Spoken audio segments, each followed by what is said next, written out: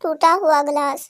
یہ ایک سعودی طالب علم کے ساتھ پیش آنے والا واقعہ ہے جو حصول تعلیم کے لیے برطانیہ میں مقیم تھا۔ وہ طالب علم بیان کرتا ہے کہ مجھے ایک ایسی انگریز فیملی کے ساتھ ایک کمرہ کرائے پر لے کر رہنے کا اتفاق ہوا جو ایک میاں بیوی اور ایک چھوٹے بچے پر مشتمل تھی۔ ایک دن وہ دونوں میاں بیوی کسی کام سے باہر جا رہے تھے تو انہوں نے مجھ سے پوچھا کہ اگر آپ گھر پر ہی ہیں تو ہم اپنے بچے کو کچھ وقت کے لیے آپ کے پاس چھوڑ دیں۔ میرا باہر جانے کا کوئی ارادہ نہیں تھا، اس لیے میں نے حامی بھر لی اور وہ بچہ مجھ سے کافی مانوس تھا۔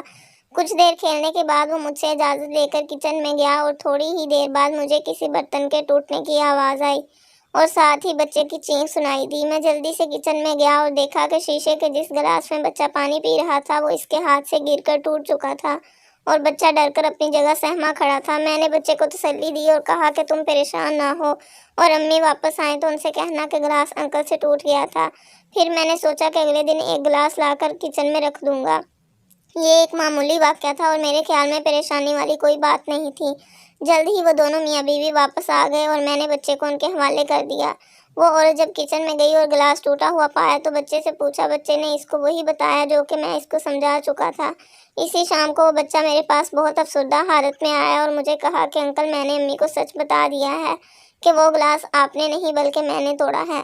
اگلی صبح میں یونیورسٹی جانے کے لیے تیار ہو رہا تھا کہ میرے کمرے کے دروازے پر دستک ہوئی۔ میں نے دروازہ کھولا تو سامنے اس بچے کی ماں کھڑی تھی۔ اس نے مجھے صبح بخیر کہا اور نہایت شائستگی سے میرا نام لے کر کہا کہ ہم آپ کو ایک نفیس اور شریف آدمی سمجھتے ہیں، مگر آپ نے ہمارے بچے کو جھوٹ بولنے کی ترغیب دے کر اپنا وقار خراب کر لیا ہے۔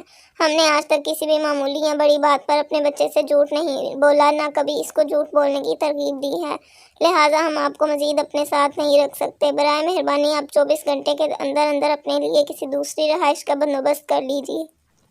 میرے پیارے مسلمان بھائیوں اور بہنوں، آئیے ہم ایک لمحہ کے توقف کے ساتھ اپنا ہلکا سا احتساب کریں کہ ہم میں سے تقریباً ہر بندہ صبح سے لے کر شام تک معمولی باتوں پر کتنی دفعہ جھوٹ بولتا ہے اور کتنی دفعہ ہمارے بچے جھوٹ بولتے ہیں جس پر ہمیں کوئی ملال نہیں ہوتا۔ اللہ ہمارے حال پر رحم فرمائے اور ہمیں ہر حال میں سچ بولنے کی توفیق عطا فرمائے۔ آمین۔